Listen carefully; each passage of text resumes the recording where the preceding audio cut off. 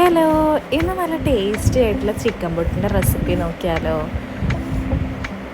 അതിനായി പുട്ടിൻ്റെ മോൾഡിലേക്ക് 1 table spoon തേങ്ങ ചേർത്ത് കൊടുക്കാം. ഇനി 3 ടേബിൾ സ്പൂൺ പുട്ടുപൊടിയുടെ മിക്സ് ചേർത്തതിന് ശേഷം ബോൺലെസ് ചിക്കൻ ഡ്രൈ മസാല ചേർത്ത് പിന്നെയും പുട്ടുപൊടി ചേർത്ത് സ്റ്റീം ചെയ്തെടുക്കാം.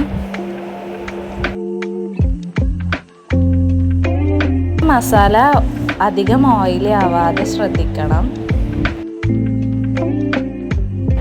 ഒട്ടും വെള്ളം ഇല്ലാണ്ട് വേണം കേട്ടോ മസാല ഡ്രൈ ആയിട്ട് ഉണ്ടാക്കിയെടുക്കണം. അപ്പം നമ്മുടെ ചിക്കൻ പുട്ട് റെഡി ആയിട്ടുണ്ട്. എല്ലാവരും ട്രൈ ചെയ്യുക, ഫീഡ്ബാക്ക് അറിയിക്കുക. നല്ല ടേസ്റ്റി ആയിട്ടുള്ള ഒരു റെസിപ്പിയാണ്.